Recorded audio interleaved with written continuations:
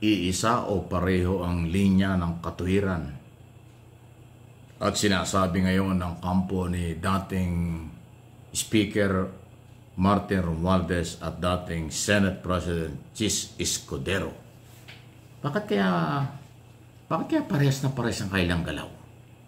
Pareho silang inaakusahan sa di umano'y korupsyon, sa flood control program, tungkol sa insertion ng budget ngayong 2025 na ginawa ng 2022. Sila yung Speaker at saka Senate President.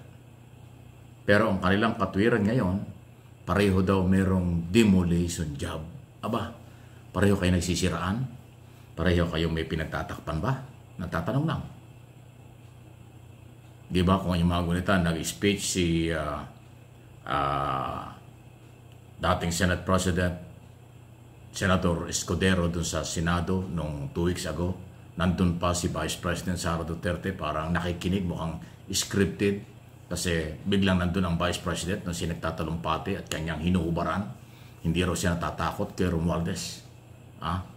Hindi, si Romualdez daw ang mastermind sa lahat. Siya daw ang may kinalaman sa lahat. At kaya daw meron demolition job. Siya daw sinisiraan.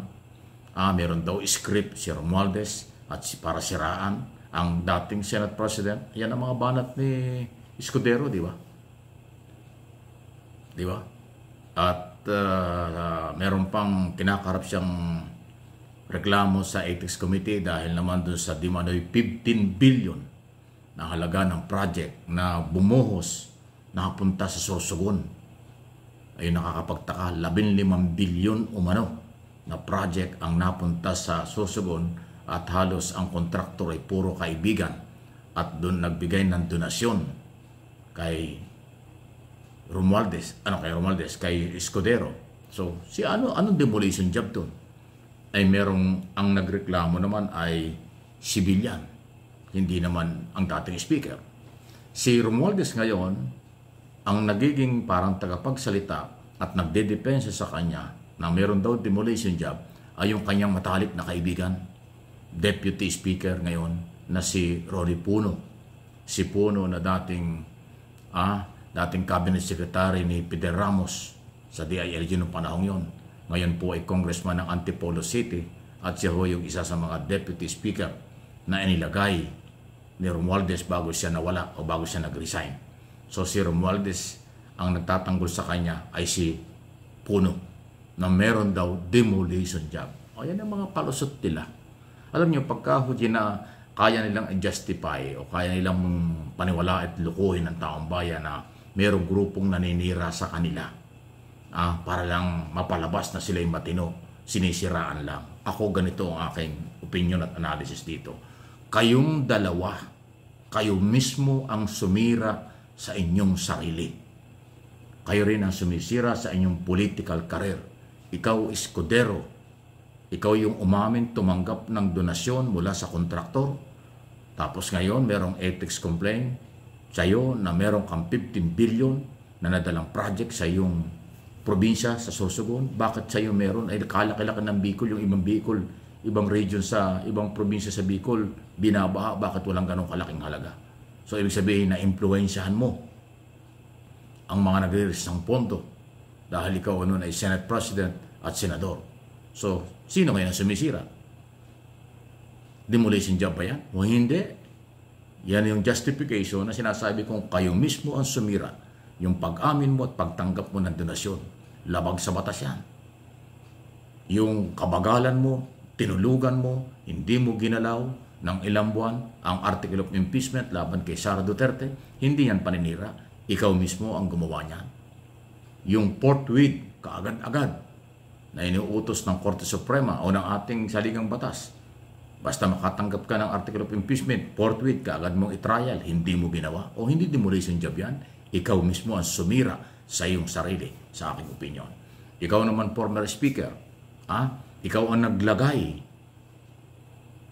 kay Saldico as chairman ng Committee on Appropriation. Hindi yan nilagay ng Malacanang, hindi yan nilagay ng mga kapwa mo congressman, kung hindi, approval mo yan.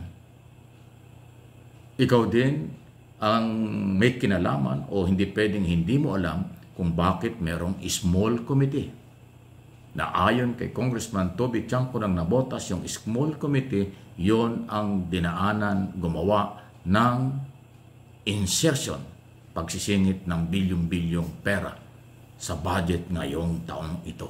O sino sumisira? Demolition job ba yan? Hindi. Balitang totoo yan.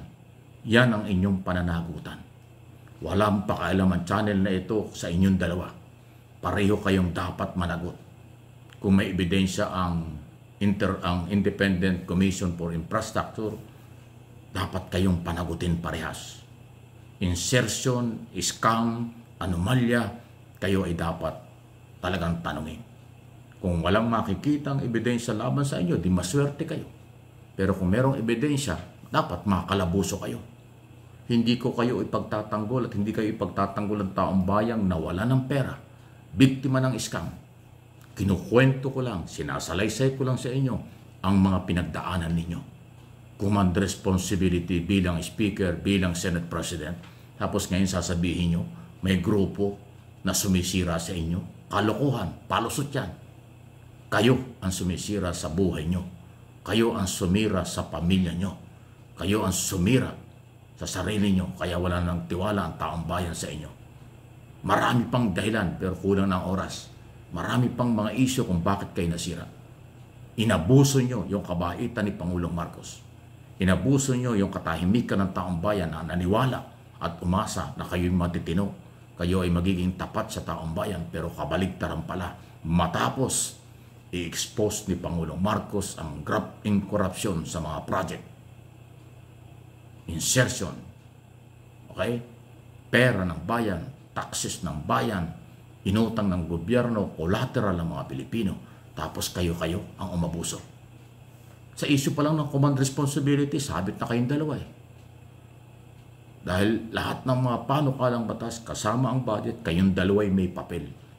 Ang Speaker at Senate President. Tapos yung insertion.